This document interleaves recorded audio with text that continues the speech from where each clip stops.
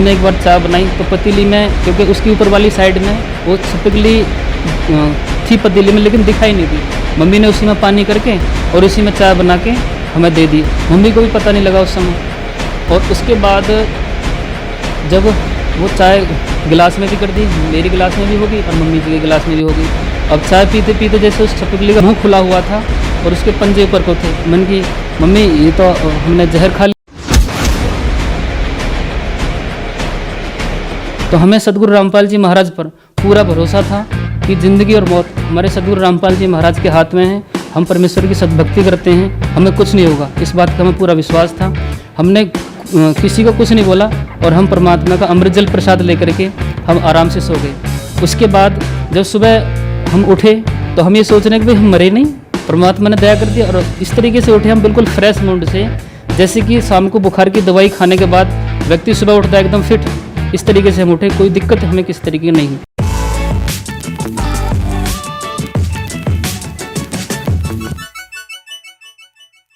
नमस्कार सर। नमस्कार sir. Sir क्या नाम है आपका? सर मेरा नाम राजकुमार है। राजकुमार जी, आप कहाँ से हैं? सर मैं गांव दौलतपुर, जिला बुलंदशहर, उत्तर प्रदेश का रहने वाला हूँ। राजकुमार जी, संत रामपाल जी महाराज से नाम दीक्षा आपने कब ली? सर संत रामपाल जी महाराज जी से नाम दीक्षा सन 2005 में ली थी, 27 जून सन 2005। सर संत रामपाल जी महाराज से नाम दीक्षा लेने से पहले क्या आप कोई भक्ति साधना भी करते थे? हाँ सर, संत रामपाल जी महाराज की शरण में आने से पहले हम जो हमारे समाज में प्रचलित साधनाएं हैं वो हम सभी करते थे। जैसे देवी देवताओं की पूजा करना, त्यौहार मनाना और गंगा स्नान करना। हमारे परिवार में एक नियम था हमारे घर में कि जो मतलब हर पूर्णमासी को जिसका भी मौका लगता था कोई ना कोई परिवार में से अवश्य गंगा स्नान करने जाता था। और इस नियम का लगभग 5-7 साल जो हमने पालन किया। जैसे कहते हैं ना, देवताओं की भक्ति करने से, भगवान की भक्ति से दुख दूर होते हैं और जो परेशानियां आती हैं वो टल जाती हैं। ऐसा कुछ भी हमें नहीं दिख रहा था जिससे ये कह सके कि भाई देवी देवताओं की पूजा करने से ये सुख मिलते हैं। फिर हमें पहले से एक मन में प्रेरणा ये थी कि भाई जब परमात्मा है तो हमारे दुख दूर क्यों नहीं करता।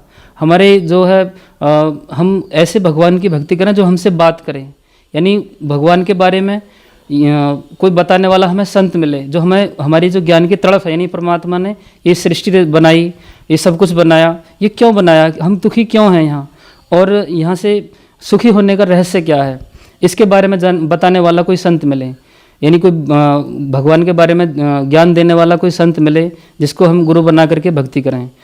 तो ये साधनाएं हम करते थे, यानी देवी देवताओं की पूजा करना। किसी ने बताया आप जो है आसाराम जी से नाम दीक्षा ले लो। उससे पहले एक छोटी सी घटना है, ये दास आपको बताना चाहता है। हमारे परिवार में एक मुकदमा चला था ज़मीन का, उसमें हमें बहुत पैसे का नुकसान हुआ था क्योंकि हमारे पिताजी दिल्ली सिलाई का काम करते हैं। एक मजदूरी की तरह ही है, क्योंकि एक परिवार का एक मेंबर जिसमें परिवार के पालन पोषण की जिम्मेदारी हो जिसके ऊपर, और वो ही व्यक्ति अगर केस या मुकदमा लड़ेगा, तारीखों पर जाएगा, पैसे खर्च करेगा, तो फिर जो है परिवार का पालन पोषण कैसे होगा। यानी आर्थिक तंगी बहुत ज़्यादा हो गई, जिसकी वजह से हमने जो है एक मतलब ये कह सकते हैं कि भाई भक्ति की आड़ लेनी चाहिए।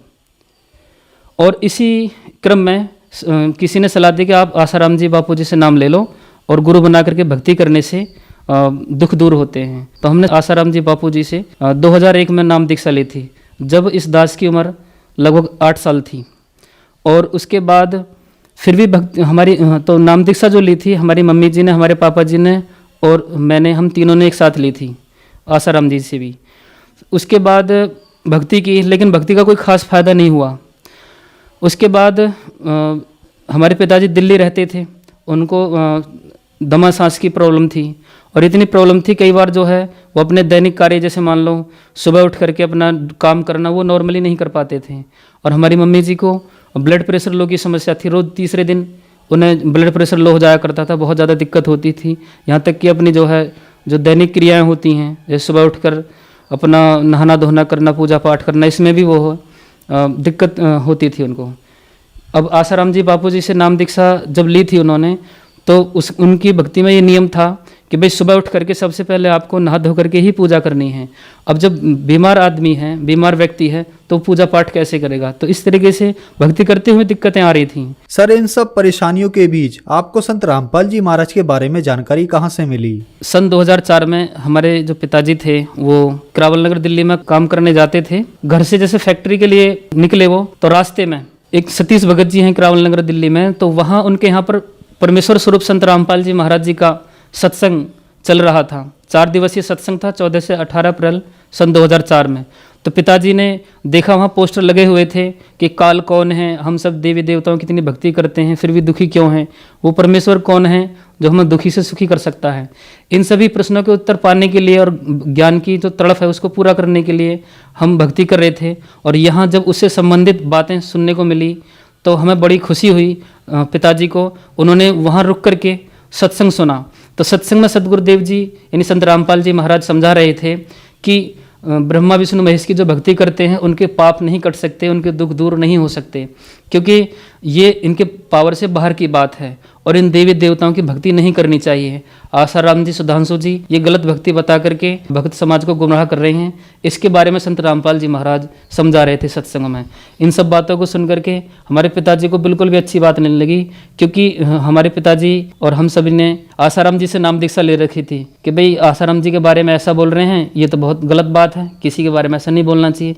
लेकिन संत रामपाल जी ने इन सारी जानकारी देने के साथ साथ जो सदग्रंथ दिखाए, जैसे गीता दिखाया, वेद दिखाए, पुराण दिखाए, उन सब में गुरुजी ने उंगली रख रख के पढ़ाया कि भाई देखो हमारे वेद ऐसा बताते हैं। तो पिताजी ने जब ये सच्चाई सुनी तो उन्हें बहुत ही ज़्यादा अचंभा लगा और कहा कि भाई ये तो सच्ची बात है जो हमारे ग्रंथ बता रहे हैं।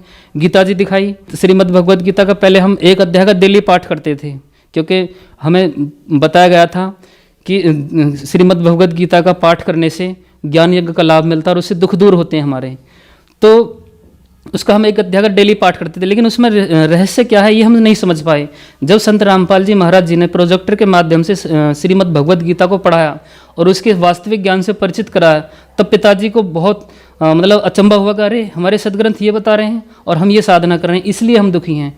तो पिताजी ने 4 दिन लगातार वहाँ सत्संग सुना। तो उसके बाद संत रामपाल जी महाराज जी का ज्ञान सुनने का इस दास को भी सुअवसर प्राप्त हुआ और जिस भक्ति और भगवान की हमें तलाश थी उसके बारे में जानकारी मिली। बड़ी खुशी हुई मन में कि हे परमात्मा, हम आपके लिए तड़फ रहे थे और आप जो है अब ये तड़फ हमारी पूरी हो जाएगी, यानी जो ज्ञान की भूख थी वो कंप्लीट हो जाएगी।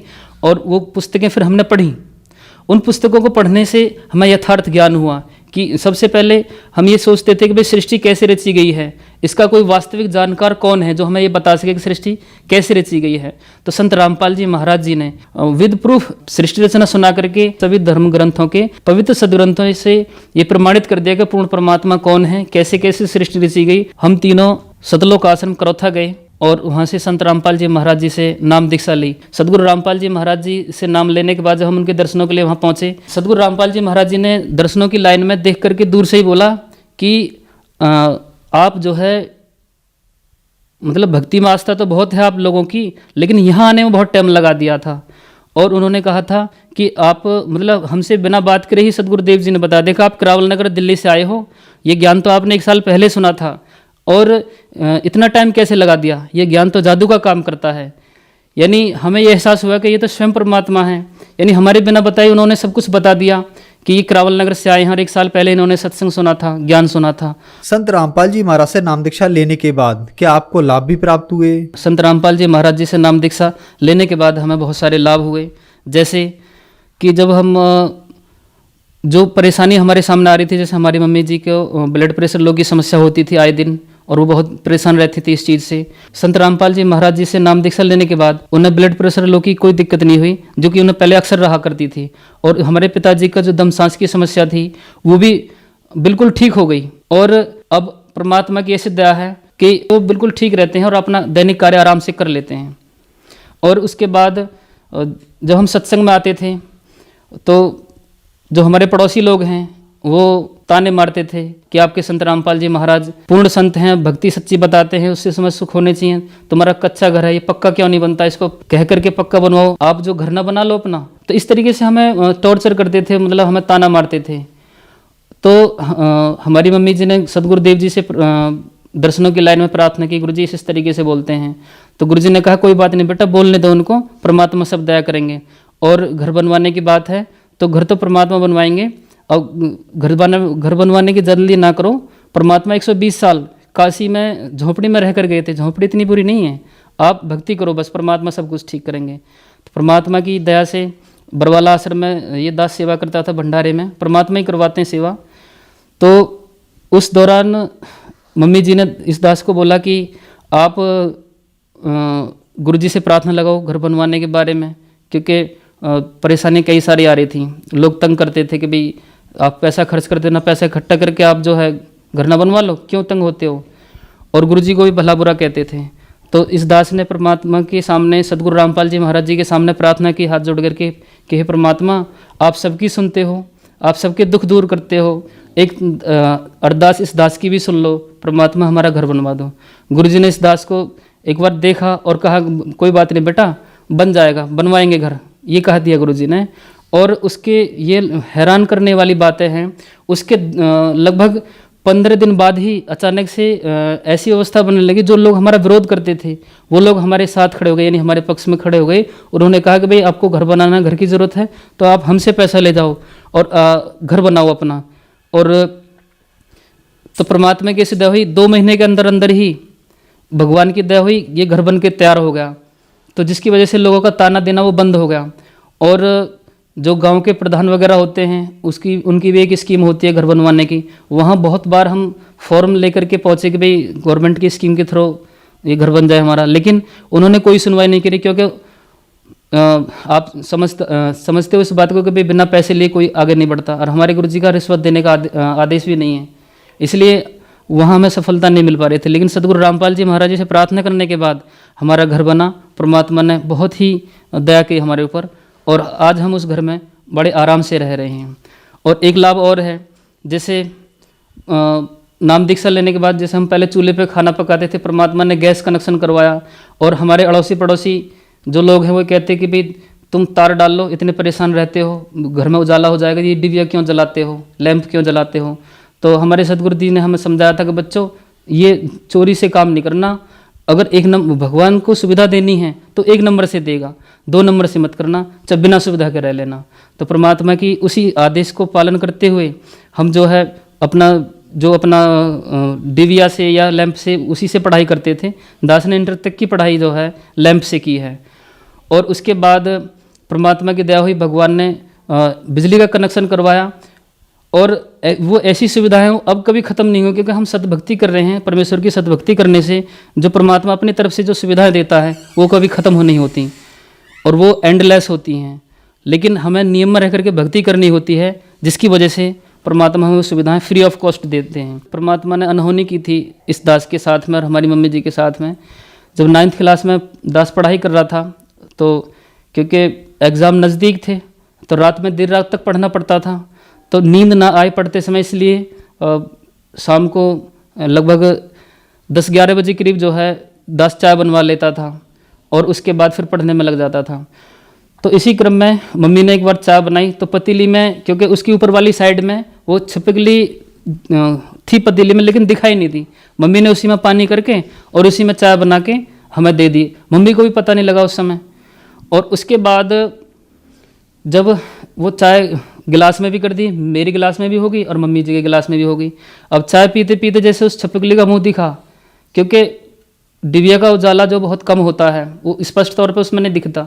लेकिन उसके बाद जब मुझे कुछ अंदेशा हुआ कि भाई गिलास में कुछ है, चाय वाले गिलास में, तो उसके बाद जब मैंने ध्यान से देखा डिबिया के उजाले में कि भाई ये क्या हो रहा है, भाई कहीं ना कहीं गड़बड़ है, तो उसके उजाले में देखा तो उसमें छिपकली, उसके मुंह खुला हुआ था और उसके पंजे ऊपर को थे। मन की मम्मी ये तो हमने जहर खा लिया, छिपकली में तो बहुत जहर होता है सांप के बराबर, तो हमें तो दिक्कत हो जाएगी।